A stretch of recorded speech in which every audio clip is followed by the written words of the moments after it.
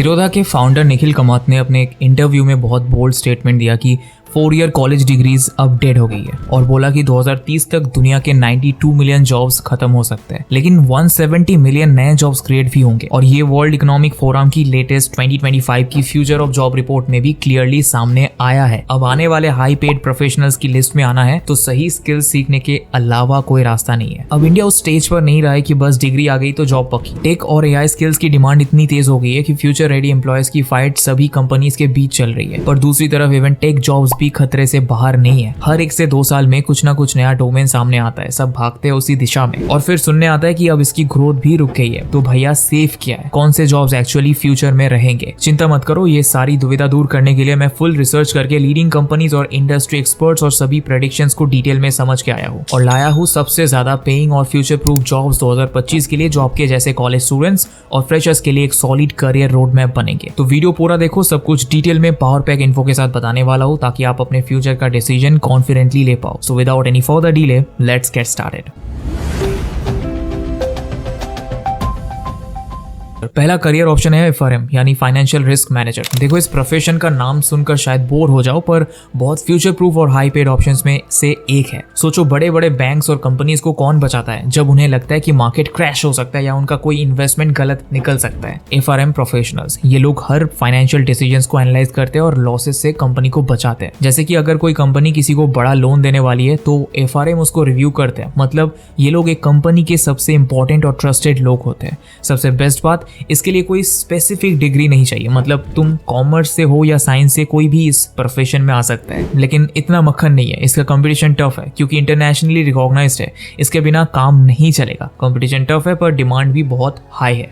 India में ही 36,000 से ज्यादा एफआरएम जॉब्स है और फाइनेंशियल मार्केट्स के पिछले कुछ साल के हाल देखकर कंपनीज में इनकी हायरिंग बहुत बढ़ रही है। अब आते हैं सबसे इंपॉर्टेंट पॉइंट पे, पैसा। स्टार्टिंग में एक रिस्क एनालिस्ट की सैलरी 8 लाख सालाना तक हो सकती है। 2 से 5 साल एक्सपीरियंस के बाद 12 से 18 लाख पर एनम इजीली मिलते हैं। और अगर 5 से 8 साल का एक्सपीरियंस है तो एज अ रिस्क मैनेजर 25 से 35 लाख तक का पैकेज एक्सपेक्ट कर सकता है। इसके बाद चीफ रिस्क ऑफिसर बनता है जिसका पैसा और भी ज्यादा होता है। तो अगर तुम्हें नंबर्स और डेटा समझने में मजा आता है और एक हाई प्रेशर जॉब हैंडल कर सकते हो तो एफआरएम बढ़िया करियर ऑप्शन है। आज भी काफी लोग इसके बारे में नहीं जानते, इसीलिए कंपटीशन उतना नहीं है जितना बाकी फील्ड्स में हो रहा है। Number 2, data scientist. इसके बारे में हर कोई बात कर रहा है। लोगों को लगता है कि बस हवा बना हुआ है, बट नंबर्स देखो ना आप। नेस्कॉम के हिसाब से इंडिया में 2025 तक 7 million data related jobs create होने वाली है, लेकिन स्किल्ड प्रोफेशनल्स की कमी है। और लिंक्डइन ने भी बोला है कि 2019 के बाद से डेटा साइंटिस्ट की डिमांड 60% से ज्यादा बढ़ गई है। डेटा से यूजफुल इंसाइट्स निकालना, ट्रेंड्स और बिजनेस रिलेटेड चीजें समझना और आगे का फोरकास्ट करना, उसके हिसाब से कंपनीज डिसीजन ले पाती है कि भाई क्या काम करेगा, कैसे करेगा। आपके यूट्यूब के एल्गोरिदम्स और रिकमेंडेशंस, इंस्टा पर आपका फीड या ओला उबर पर कब कितना फेयर लगेगा ट्रैफिक और डिमांड के हिसाब से, इसके पीछे डेटा साइंटिस्ट का ही वर्क होता है। सैलरी बताओ तो एंट्री लेवल पर 6 to 9 लाख पर एनम, थोड़ा वही 2 से 4 साल एक्सपीरियंस के साथ आप 14 से 24 लाख पर एनम ब्रैकेट में जा सकते हो। सीनियर लेवल पर आप 25 से 40 लाख पर एनम तक का पैकेज क्रैक कर सकते हो। आप लोग बोलोगे कि यार ये इतनी लंबी रेंज कैसे है सैलरी की? तो भाई देखो, एक्सपीरियंस सिर्फ एक फैक्टर है। आपका प्रोफाइल कितना स्ट्रांग है, अपने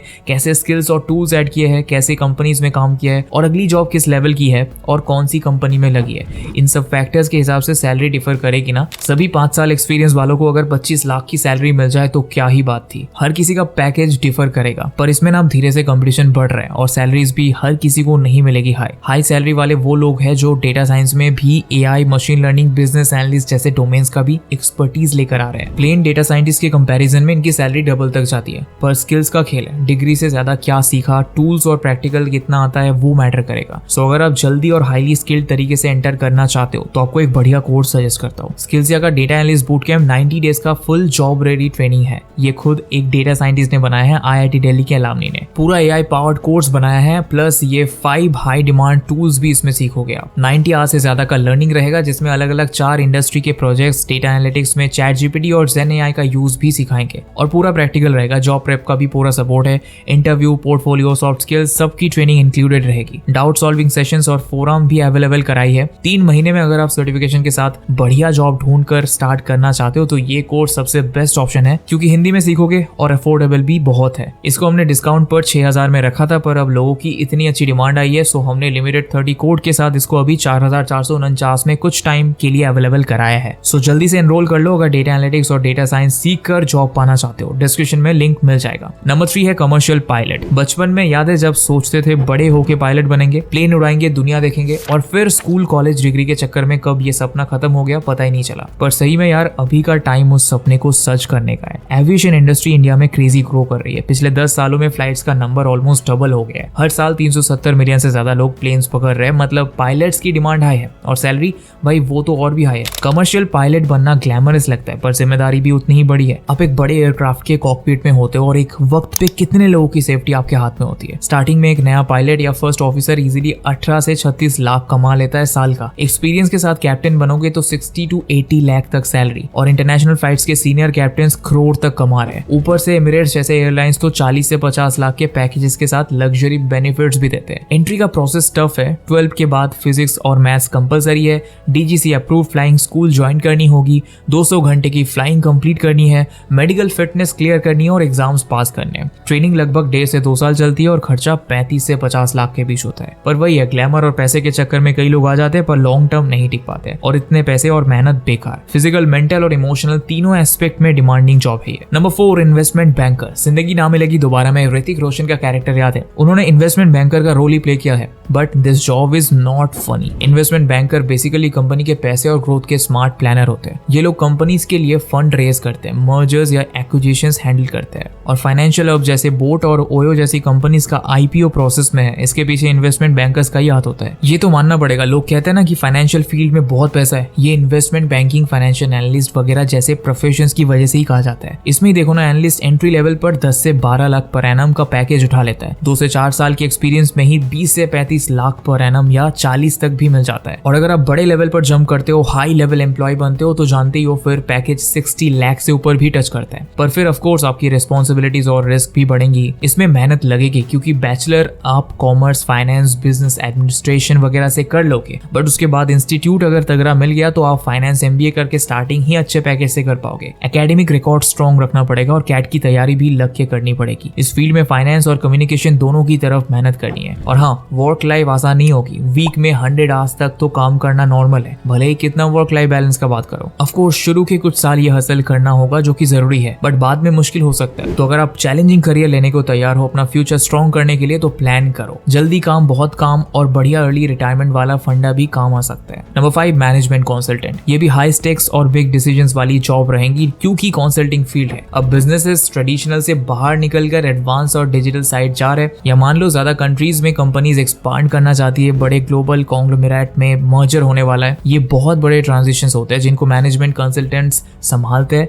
फाइनेंशियल एस्पेक्ट के अलावा ऑपरेशन, स्ट्रेटजीज वगैरह भी बहुत मैटर करते हैं। इंटरनल लेवल पर सब कुछ मैनेजमेंट कंसल्टेंट्स ही संभालते हैं। एंट्री लेवल से ही पैकेजेस हाई होते हैं। 12 से 15 लाख पर एनम का रेंज मिलता है। एक्सपीरियंस के साथ 30 to 35 लाख तक का जाता है। इससे ऊपर ग्रोथ भी काफी हाई हो सकता है अगर आप सी लेवल एम्प्लॉय या बोर्ड मेंबर लेवल तक जाते हो। मैकेंजी, बेन एंड को वगैरह जैसे कोई बड़े कंसल्टिंग फर्म में जॉब लग गया तो फिर सॉर्टेड ही है। सैलरी तो ठीक है पर इसके बाद जहां जाओगे आपको बहुत एडवांटेज मिलता है। पर बिकॉज इतना पोटेंशियल है, इसका कंपटीशन भी हाई है। और अच्छी कंपनी में जाने के लिए आपके पास कॉलेज का टैग अभी तो मैटर करेगा। बड़ी और टॉप कंपनी ज्यादातर आईआईएम्स जैसे बड़े कॉलेजेस में प्लेसमेंट के लिए जाती है। सो अगेन तैयारी और पढ़ाई तगड़ी करोगे तो ज्यादा अच्छा कॉलेज और प्लेसमेंट का चांस रहेगा। Number 6 senior tech roles. ये कॉलेज से निकलते ही आप आईटी डायरेक्टर या टेक लीडर रोल पर नहीं जाओगे। 8 से 10 साल का काम तो करना है, पर ये इसीलिए बता रहा हूँ ताकि आप अभी से अपना गोल सेट करके उसके हिसाब से करियर चॉइसेस करो। पॉजिटिव बात यह है कि कोई एंट्री रोल फिक्स नहीं है। आप फ्रंट एंड, बैक एंड या फुल स्टैक डेवलपमेंट, वेब या ऐप डेवलपमेंट, सॉफ्टवेयर डेवलपमेंट वगैरह से शुरू कर सकते हो। लेकिन अगर आप सीनियर टेक रोल्स पर जाना चाहते हो, 7 से 8 फिगर इनकम टारगेट करना चाहते हो कि भाई 6 से 8 से 10 साल में मैं 40 से 50 लाख पर एनम से भी ज्यादा कमाऊं, तो आपको कुछ चीजों पर फोकस करना पड़ेगा। एक तो टेक फॉरवर्ड रहना पड़ेगा। आईटी की फील्ड में जो भी लेटेस्ट टेक्नोलॉजीज और टूल्स है उनको कंटिन्यूअस सीखते रहना पड़ेगा। जितना हो सके सॉफ्ट स्किल्स, कम्युनिकेशन और मैनेजमेंट रिलेटेड रोल्स की तरफ बढ़ते रहो। AI, machine learning and data science जैसे टेक जो हर दिन चेंज हो रहे हैं, इनके साथ दोस्ती ही नहीं बेस्ट फ्रेंड्स बनना पड़ेगा। क्योंकि सीनियर लेवल पर जाओगे तो कंपनी का पूरा सिस्टम क्लाउड पर शिफ्ट करना, सिक्योरिटी सिस्टम्स बनाना, मैनेज करना वगैरह। सो इसीलिए मल्टीपल टेक्नोलॉजीज में